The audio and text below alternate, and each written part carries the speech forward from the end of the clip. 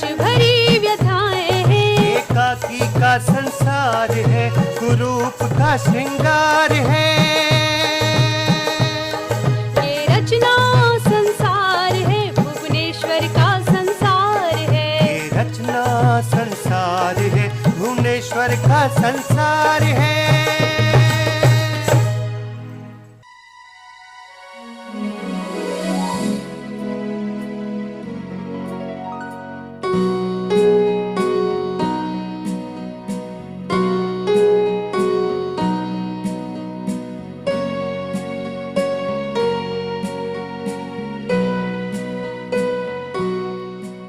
श्रोताओं, ये धारावाहिक एक नमन है महान साहित्यकार, एकांकीकार, लेखक भुवनेश्वर प्रसाद को।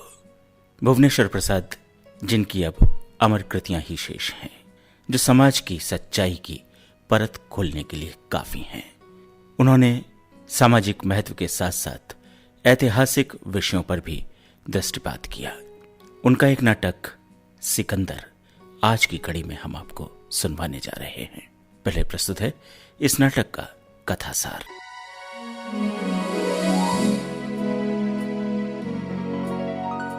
सिकंदर भुवनेश्वर का राष्ट्रवादी नाटक है। इसमें भारतीय संस्कृति और गौरव को सर्वोत्कृष्ट सिद्ध किया गया है। साम्राज्य के विस्तार में निष्णात सिकंदर उस समय अपने को बालक के समान पाता है जब वह भारतीय मनीषियों से उनके दर्शन पर चर्चा करता है और प्रश्न पूछता है। नाटक के प्रारंभ में ही रंगा के माध्यम से भारत की प्रशंसा की गई है। रंगा के माध्यम से ही नाटक के सार तत्व को पहले ही प्रस्तुत किया गया है। नाटक में वर्णित है कि भारत विजय का स्वप्न देखने वाले सिकंदर की मनः स्थिति वैरागियों जैसी हो गई। वह अपने किए पर चिंतन करने लगा। वह भारत की पवित्र माटी का प्रभाव था या यहाँ की संस्कृति का, यह तो नहीं मालूम, लेकिन हत्या और रक्तपात के व्यापार से सिकंदर अपने आप को थका महसूस कर रहा था। वह केवल थोड़ी सी शराब और चाहता था।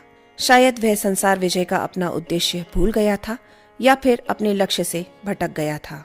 इस नाटक में भुवनेश्वर ने भारत देश की सांस्कृतिक, धार्मिक तथा सामाजिक मान्यताओं को बड़े गौरवशाली ढंग से प्रस्तुत किया है। धार्मिक आस्थाओं तथा उसे प्रदर्शित करने के लिए उन्होंने सिकंदर के माध्यम से अत्याचारों तथा उसके द्वारा यौन शोषण के तथ्यों को उभारा है। इस नाटक में भारतवासियों की सहिष्णुता, धार्मिक आस्थाओं तथा सांस्कृतिक विश्वासों को स्थापित किया गया है। सिकंदर नाटक में राष्ट्रीयता का स्वर मुखर है।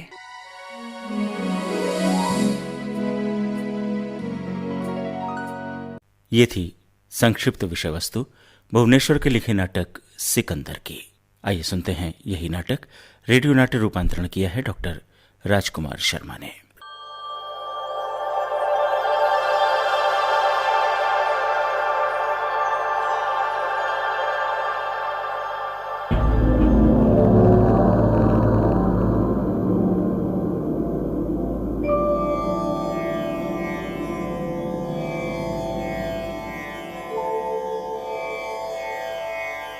जहां मैं खड़ा हूं ये सिकंदर की आर्मी का रिलीफ कैंप है।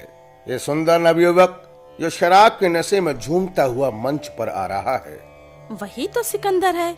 और ये रेशमी फूलदार अचकन, रंगीन साफे और चटकीले चौड़े कमरबंद से जो सज्जन खड़े हैं, ये रंगा है।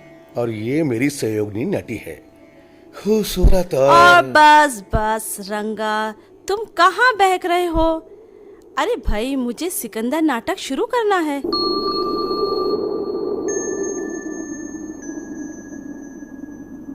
हिंदुस्तान का नक्शा एक कहानी है। हर नदी उसका एक परिच्छेद है और हर सड़क और कूंचा एक वर्ग। उसका इतिहास एक अनंत अगम आरंभ है। इस इतिहास को चाहे ईसा के 5000 वर्ष पहले शुरू कीजिए, चाहे अदन की वाटिका के समय से, हिंदुस्तानी की इतिहास बुद्धि में कोई भी अंतर नहीं उपजता। उसके देवता और योद्धा समय और सभ्यता की सहज चेतना से परे हैं। उसकी संस्कृति चाहे आदि मानव की धरोहर हो, चाहे उसमें सभ्य होने के लिए लाखों वर्षों की तीव्र लोलुपता अभी उपजी न हो, हिंदुस्तानी का मर्माहत अभिमान अपनी श्रेष्ठता का अभिप्राय नहीं छोड़ पाता। इसका आकाश नीला और भारहीन है और गोरे और उच्चाकांक्षी मनुपुत्रों को काला और निराश कर देने वाला सूर्य पूरी दैहिक और अति दैहिक जिंदगी को अपने माताहात रखता है। वो हजारों रंग पैदा करता है, अनगिनत अनाज उपजाता है और मनुष्य के एक जीवन की कटुता और असफलताओं के लिए 84 लाख बहाने देता है। ऐसा हिंदुस्तान जिसके वेगहीन स्वप्नहीन आकाश के नीचे सैकड़ों जातियां आईं और उसके नियम में घुल बस गईं। ये विदेशी कौन है जिन्होंने किसी भी देश के जागृत अभय में ऐसी सुरुचि और सुगमता से अपना स्थान नहीं बनाया, जैसे मन में एक विचार घर कर लेता है। गोरे सुडौल नाकों वाले आर्य, ठिगने काले और मृत्यु के दार्शनिक वत्स से, लोक लोलुप दरद चौकन्ने चिपटी खोपड़ियों के चतुर मंगोल और इतिहास के संधि यौवन की संतान यूनानी।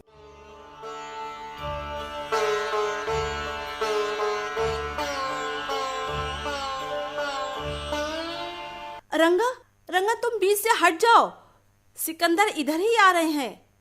लो, जिसका डर था वही हुआ, सिकंदर रंगा से टकरा गए। ए, तुम संभल कर नहीं चल सकते? लड़खड़ाते क्यों हो? मुझसे टकराने वाले तुम कौन हो? और क्या सुबह ही सुबह तुम नशे से बेहाल हो रहे हो? जी मैं रंगा हूं, इस नाटक का सूत्रधार, और तुम सिकंदर हो, फिलिप्पा के पुत्र। हजारों मील और सैकड़ों वर्ष दूर से जहां तुम्हारा घर है, तुमने अपनी यात्रा शुरू की थी।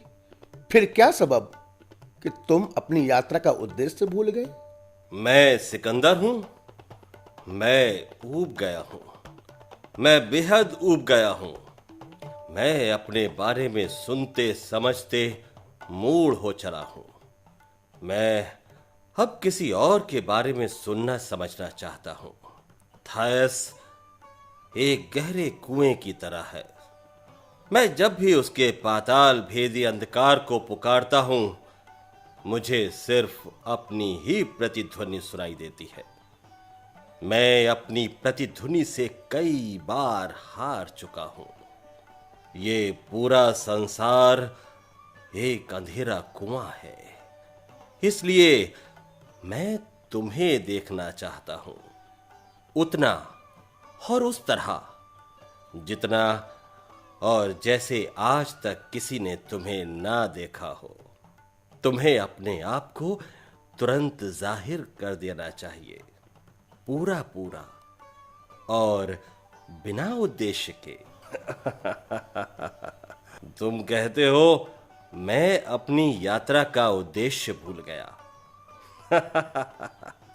मैं कहां भूला हूं, लेकिन मैं उसे भूलना चाहता हूं।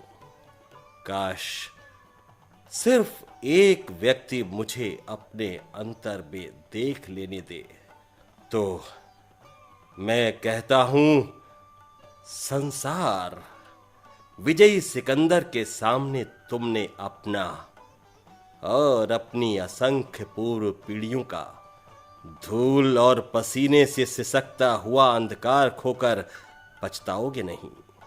तुम जानते हो मैं कौन हूं?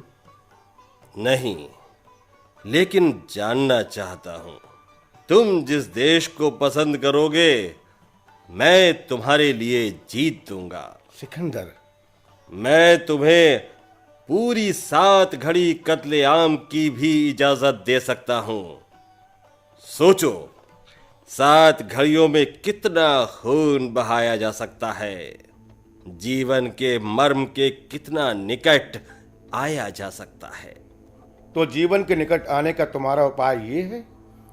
रंगा, क्या अरस्तु की तरह तुम भी खून के अकाट्य दर्शन को नहीं समझ पाते? मालूम होता है तुम भी क्षीण मन और शब्दों के गुलाम हो।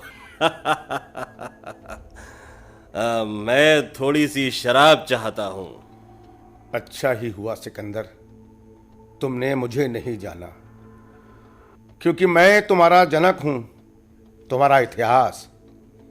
क्या जाने मुझे जानकर तुम किस मर्म को खोजने निकल पड़ते हो? इतिहास? अरस्तु कहता है कि इतिहास मुझे इतना ही जानेगा कि मैंने इतनी ही शराब पीकर भी अपने आप को अपनी मां के षड्यंत्रों से सुरक्षित रखा। अरस्तु दुखी है।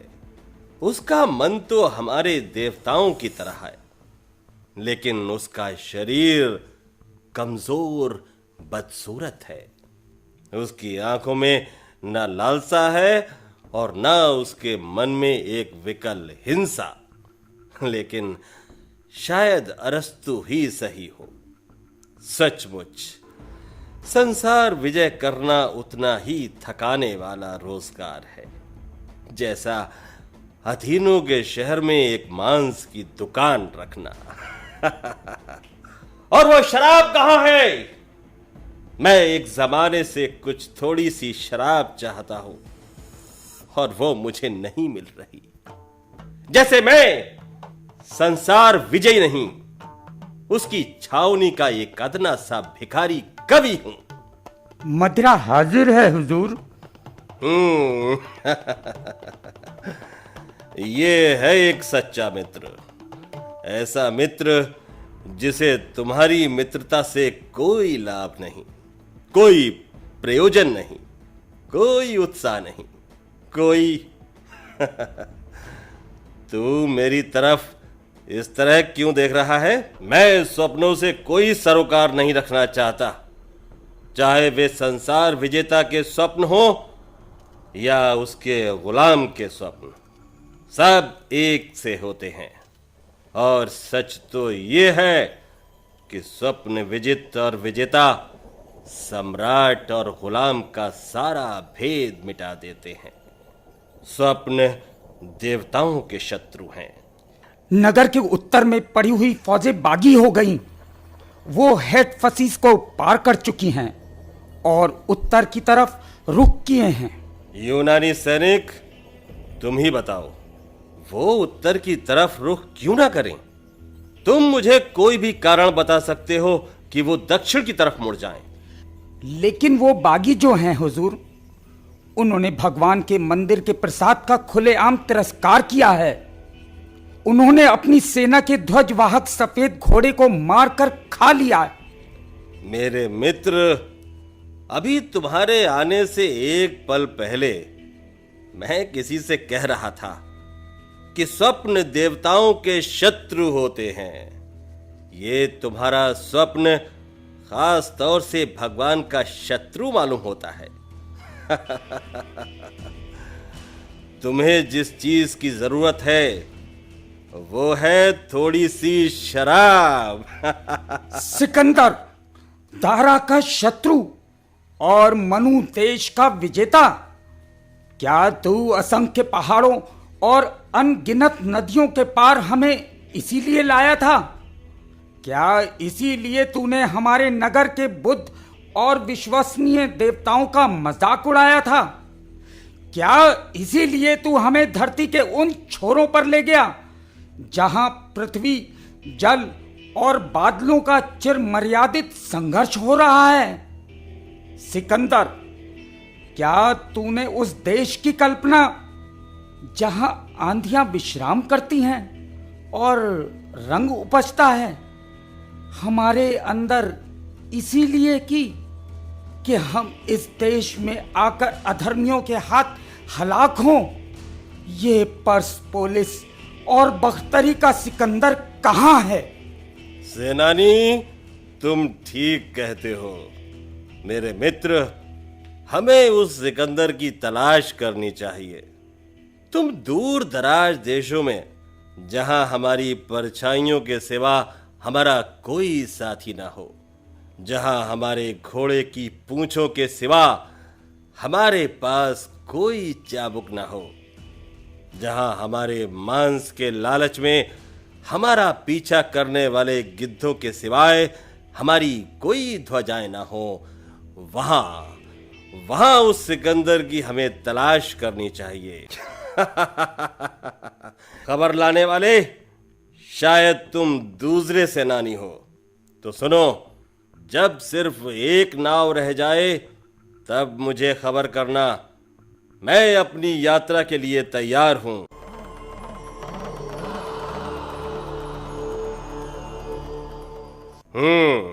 तो उन्होंने हमारी नावें इसलिए डुबोई हैं कि उन्हें हमारा जाना पसंद नहीं।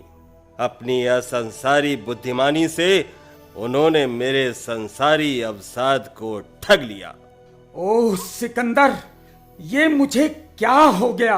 वो हमें गारत करना चाहते हैं। ब्राह्मणों, मैं सोचता हूं तुम्हें मेरा मित्र होना चाहिए। तुम्हारा आदर्श है संसार का त्याग और मेरा संसार विजय। अगर अरस्तु यहां होता तो तुम्हें कायल कर देता कि हम दोनों एक ही विचार की, एक ही देवता की संतान हैं। मैं जानता हूं कि वो बहुत कुछ जो तुम जानते हो अरस्तु नहीं जानता।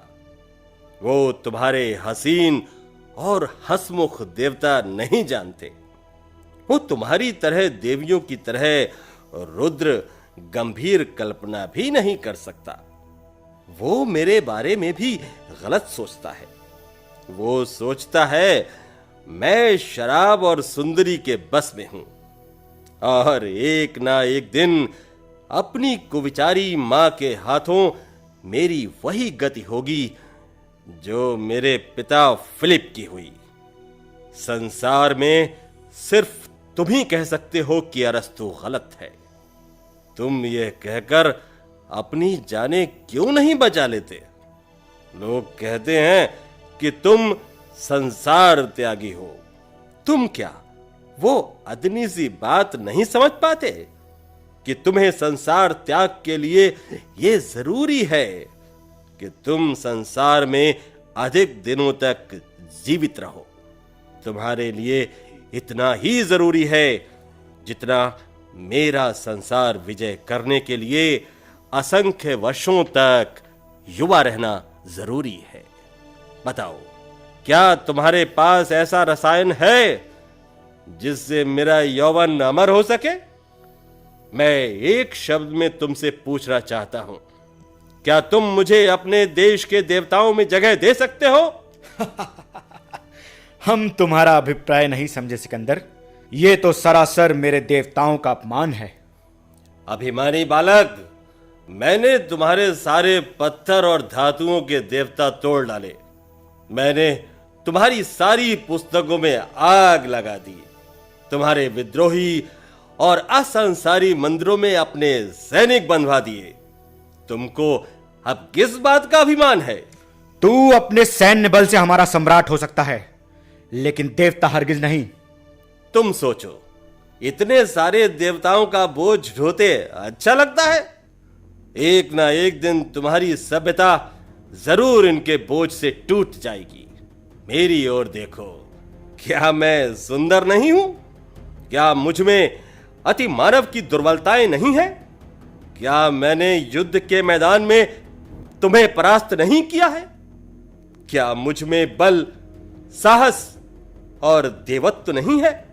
और क्या मैं अपोलाई को संसार की तमाम सुंदरियों से ज्यादा प्यार नहीं करता हूं? बोलो, क्या मैं अकेला तुम्हारे देवता होने के योग्य नहीं हूं? यवन स्कंद, तू भूलता है कि हम देवता नहीं बनाते, देवता हमें बनाते हैं। ठीक है, मैं तुम्हारे गर्व की कद्र करता हूं, लेकिन तुम मेरे नाम को तो इस तरह ना बिगाड़ो। मेरा नाम उसी तरह लो जिस तरह मेरे सैनिक, मेरे देशवासी और मुझसे विजित पारसी और मनु लेते हैं। क्यों यूनानी दार्शनिक? आप ठीक कहते हैं अरस्तु महान के प्यारे। मैं अरस्तु के नाम पर तुझसे इन ब्राह्मणों के प्राणों की भीख मांगता हूं। क्यों दार्शनिक, क्यों? क्योंकि इन्होंने अपने दार्शनिक संविधान में वो हासिल कर लिया है जिसके लिए हमारा अरस्तु तरसता है। अपनी सभ्यता के उद्योग को मानवता के लोक संगठन से अलग कर लिया है। लेकिन ये उद्धत है, ये दूरंदेश नहीं है।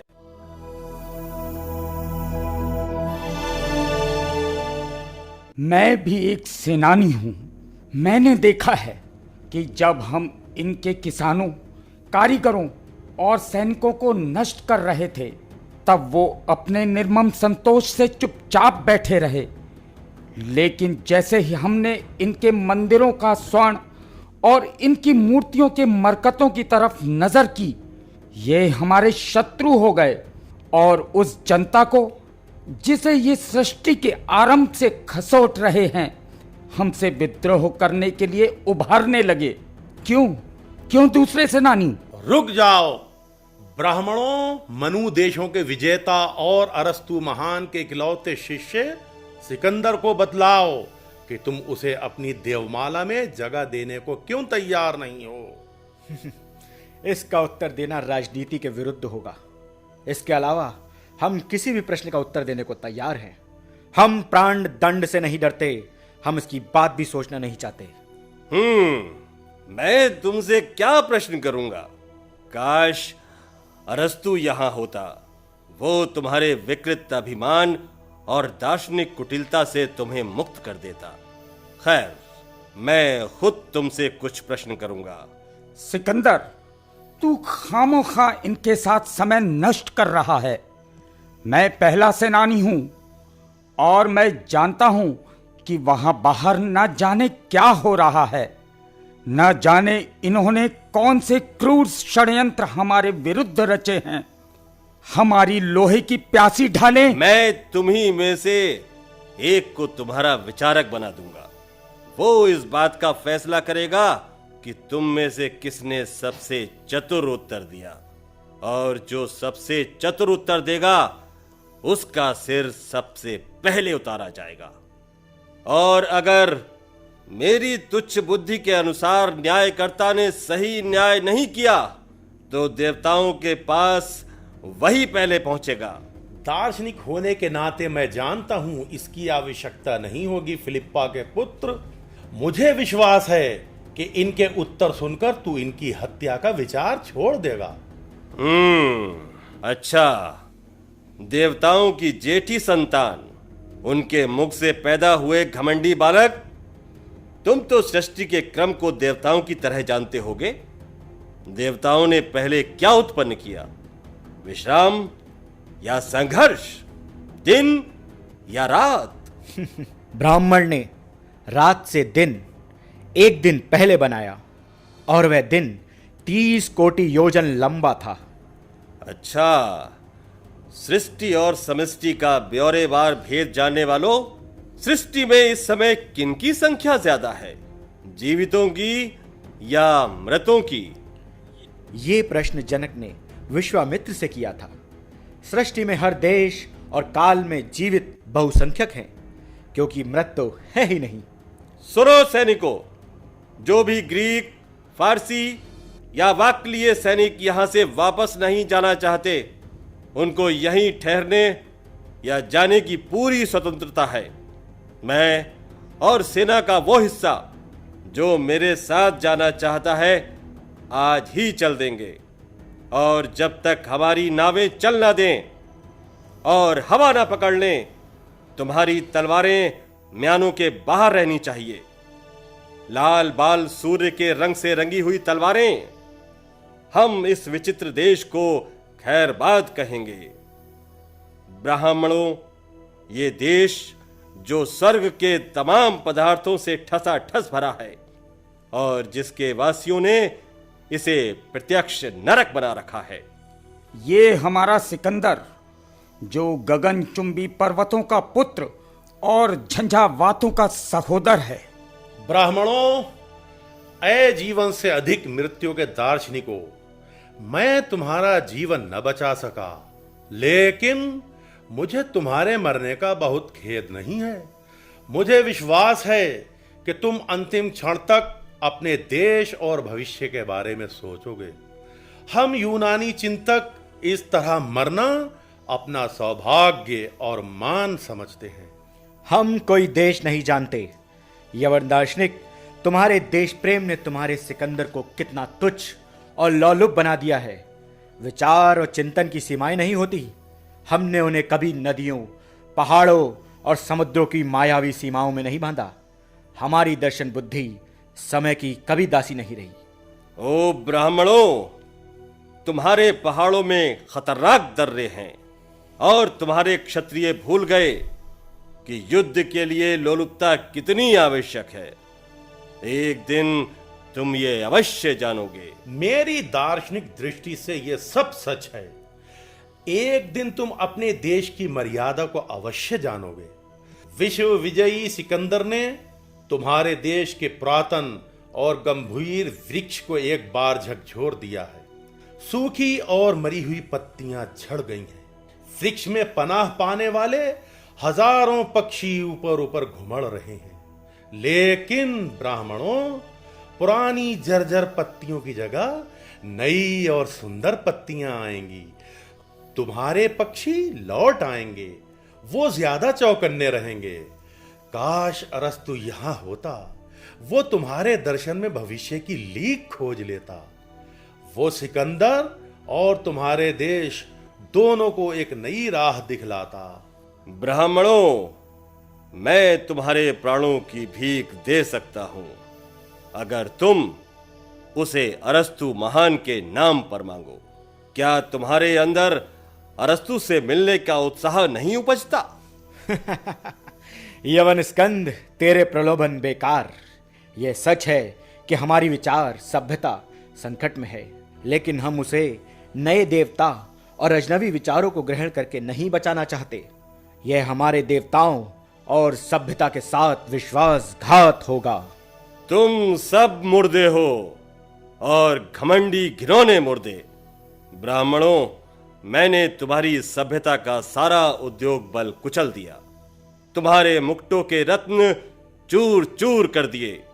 तुम्हारे राज सिंहासन छीन लिए। मैंने तुम्हारे सामूहिक जीवन में बेबसी और बेएहसासी पैदा कर दी। मैं तुम्हारा शत्रु हूं कि मैं तुम्हारी मित्रता के योग्य समझा जाऊं, तुम्हें विश्वास दिला सकूं कि तुम्हें और तुम्हारे भविष्य को मेरी और अरस्तु की आवश्यकता है। इन घमंडी नास्तिकों को यहां से हटाओ। तू हमें क्यों अपमानित कर रहा है सिकंदर? तू हमें नास्तिक कहकर हमें प्राण दंड से भी बड़ी यातना पहुंचा रहा है। क्योंकि नास्तिक वो नहीं है जो देवताओं की महत्ता और उपस्थिति पर विश्वास नहीं करता, बल्कि नास्तिक वो है जो मनुष्य की महानता पर विश्वास नहीं करता। इनको ले जाओ और मुझे थोड़ी सी शराब दो। लेकिन सिकंदर, तूने इन लोगों के साथ ऐसा बच्चों का सा बर्ताव क्यों किया? तूने उनसे ऐसी बच्चों सी पहेलियां क्यों बुझवाई? क्योंकि उनके सामने मैं महसूस करता था कि मैं बिल्कुल बच्चा हूं। विचित्र देश है ये। इसने संसार के सबसे पहले विश्व विजयी को फिर से एक बालक बना दिया। मैं एक यूनानी दार्शनिक के नाते इस देश को नमन करता हूं।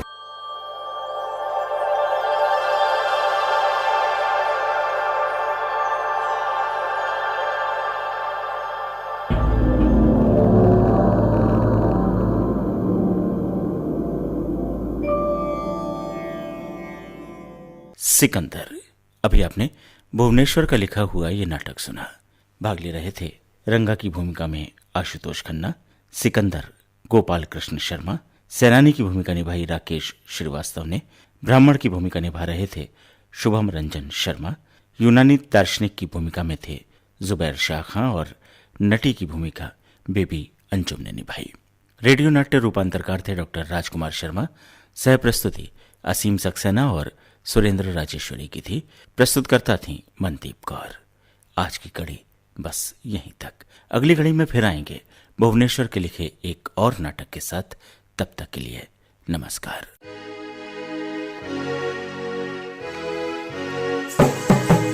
जीवन की कथाएं हैं, सच भरी व्यथाएं हैं। एकाकी का संसार संसार है, कुरूप का श्रृंगार है।